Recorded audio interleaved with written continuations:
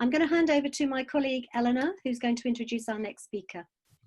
Hello, and I'm really pleased to welcome Tristan Jackson-Pate, who in his role as Artistic Director at Cherwell Theatre has developed a wide-ranging and inclusive programme for children and young people, central to which has always been supporting mental health and well-being. And when lockdown happened, they really embraced the digital to maintain that delivery. So that's why we've asked him to join us and share some information with you. So Tristan. Thank you very much, Eleanor. Hello everyone, my name's Tristan Jackson-Pate. I'm speaking to you from my kitchen. Young people have got very familiar with that backdrop as we've been working online over the last few weeks. And thank you to whoever is operating the slides. Could I just double check, one of them includes a video. Was that able to work, or do you need me to operate that at my end? I think we had some difficulties with the video. That's fine. What I can do is I can just play the audio from it at this end, so you can just hear a little from our young people in their own. All right. Yeah, that's great. Thank you. So thank you, Eleanor, for that nice introduction. My name is Tristan Jackson-Pate. I have been Artistic Director for Cherwell Theatre Company in Banbury since 2015. CTC, as we call ourselves, creates an environment where young people can be themselves, make new friends and feel a real sense of value. We work collaboratively with young people to bring their unique qualities and aspirations to life through inclusive, community-based theatre, with well-being at the heart of the programme, as I hope to describe to you. So CTC was established in 2004. Those of you that are local to us in Oxfordshire will know Banbury is a diverse and very multifaceted town. We do have a really thriving community and a lot going on. But we also know that a lot of young people experience tough times here and can feel themselves feeling isolated or struggling to transition into adulthood. And like a lot of the speakers have said, we use the arts to support young people through key stages of development, building teamwork and communication and helping them find a stronger sense of self-identity, really. We're embedded in our community here in Banbury and North Oxfordshire in particular in a really authentic way. Although we do serve areas that are within the 20% most disadvantaged in the UK here, we don't see ourselves as sort of parachuting in to fix perceived social problems. We like to see what's strong in each community and use theatre to bring people together as equals. And a lot of that is working in partnership with schools and other community organisations. We believe really passionately that young people have the power, agency and creativity to become the people they want to be, and our role is really to offer the tools, space and environment for this to happen. We welcome participants from all backgrounds, abilities and cultures with a very open, inclusive.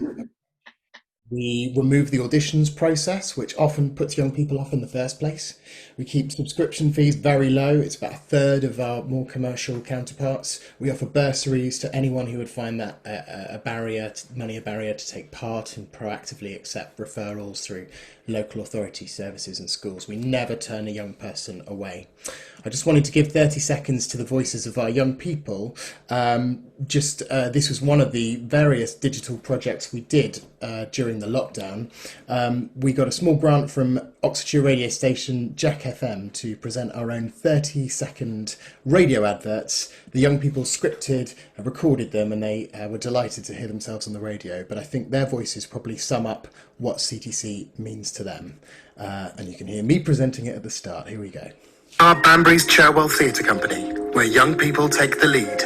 This company brings out your children's individuality and encourages young people to shine. Anyone is welcome. CTC is very inclusive and accepting. We do masterclasses in theatre skills and performances in unusual places. Like a swimming pool. I'm so glad I joined because everyone is nice and I don't think there is anywhere quite like CTC. To join us, visit cherwelltheatrecompany.co.uk. There we go. I'm not sure how good the audio was there, but if you were straining to hear, they did say performances in unusual places like a swimming pool. You did hear that correctly. And I'll tell you a bit more about that in a moment. So just to tell you a bit about our participants, the young people that come to our youth theatre groups. In our experience, the most powerful things young people can have aren't necessarily services or projects, but strong friendships and a sense of purpose. Real friendships they can take forward into different stages of lives, and a purpose that makes sense to them providing the motivation and evidence that they can achieve for themselves. So we always see our role as being a facilitator more than anything. In our youth theatre and young company groups, the ratio of male to female participants is around about 50-50, which is rare with some drama providers. 30% of young people in these groups have autism, which is something that's developed very organically over the years. These participants tell us they feel at home, a valued member of the team, able to express themselves. 20% are also homeschooled and rely on our service to form friendships, so it's a really important part of their social calendar as well. We also, as many of the other speakers have reflected, work with a lot of young people who experience mental health issues. That is, sadly, having been a youth worker for many years, a trend I have seen just increase in the last few years, lockdown aside, although that certainly hasn't helped it. And we have, again, much like Noah was just saying, a proven track record really for increasing confidence and well-being, and people saying that CTC is a lifeline to them and their families. We do perform in some interesting places. Could we just have a look at a couple of the next slides? So we've got a piece here, Myth, which we performed in Parks, a new build housing estate, and that's Broughton Castle in Banbury at the background there. Could we see the next one? The picture on the left is our young people performing in a decommissioned nuclear bunker underneath Banbury Town Hall, a place which you don't imagine young people would normally go. And that project very much helped them claim that space, and they developed their own dystopian dramas as we took the young people around. And then we've got a load of young people in togas in the marketplace doing some Greek theatre as well. We just see the next slide. That's just a couple of things that we have done in theatres to show that we do that from time to time as well. If we could just go on to the next slide as well, please. So there's a few quotes that will pepper this, because I think it's always the young people themselves that bring our work to life. This is one someone said to me as part of a project last year that have really stood out to me.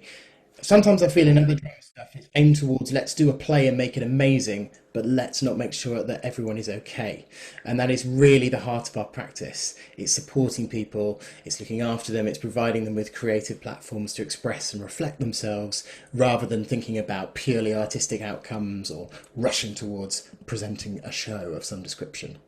Could we have the next slide, please? I just want to give you a small case study. So the person you can see on the left of this image, the chap in the black shirt, is Will. You won't see him at the front of any picture. He doesn't want to put himself in the spotlight necessarily. But I think Will's a great way of describing his impact and the impact of engaging in the company for a long period. So Will's been with CTC for over 10 years now. When he first came to us, he said that he felt invisible in his town, and at CTC people listened to him. Will has Asperger's, and when he joined, he was reluctant to speak in group discussions or even make eye contact with others. I think a lot of the time, working with a lot of young people with autism, what he's described to us is that he feels like he needs to change himself. He needs to, adapt his personality to fit in with the rest of the society rather than truly being himself, because he doesn't feel accepted. And I think with us, he's really found his own unique voice. He's explored performance, technical theatre, he's done bits of screenwriting, and even led projects in recent years. Inclusive drama activities provide the opportunity to practice communication and social interaction itself, which for impairments, I'm sure you'll know, are often associated with autism. And Will's shown astonishing bravery by performing in public spaces. He was in that photo in the marketplace, that performance there, which is such a brave thing to do. He specifically said it made him feel much more confident performing in front of people he'd never seen before. That was the first time he did it. So part of the taking work anywhere other than a theatre is all about young people sharing their work in a big platform. I don't know if I'd feel confident enough to do that as a teenager myself. Though Will is now 24, he's moved into his own flat. He's now completed FE education. He's begun employment as a runner in the film industry, which is wonderful. He's still really eager to volunteer regularly for CTC projects there, and we find that a lot of the time with alumni and people who perhaps don't come to our youth theatre anymore, they will always return back in technical roles, and he describes it as being a gang that you never leave. Could we have the next slide, please? Thank you. Oh, there he is. So that's Will himself leading our bunker plays or a dress rehearsal of them, right front and centre, performing in front of lots of people, and he did a great job. Can we have the next slide? Lovely. So we put young people in the lead. We have a strength-based approach. We find a role that everyone is comfortable with, and we don't label people by perceived needs. And I think these quotes reflect the way that we work and why young people really take ownership of the work because of it. You'll see there's a quote there from Liam Nooney, who's one of our associate artists. He's a great example of the charity's legacy because he joined the company in the Youth Theatre in 2004, trained professionally as an actor at the New York Academy of Dramatic Arts, and he now comes back to inspire the next generation. And working with young people on a really equal footing, as all our artists do, is exactly why he likes to come back. He learns as much from them as they do from him. So it's a lovely two-way process. Could we have the next slide? All right, okay. I'll just leave that on the screen for a moment. I'll talk a bit about some of the projects that we're planning to do. Our youth steering board, though, just to say a little bit about how we formally do that. This is a self-selecting group of young people aged 11 to 25 who are keen to have a voice in the company's work. We recognise one group can't represent everyone, so we make sure that all our activities have the flexibility to incorporate everyone's unique contributions. And we don't even actually often refer to steering board with the young people.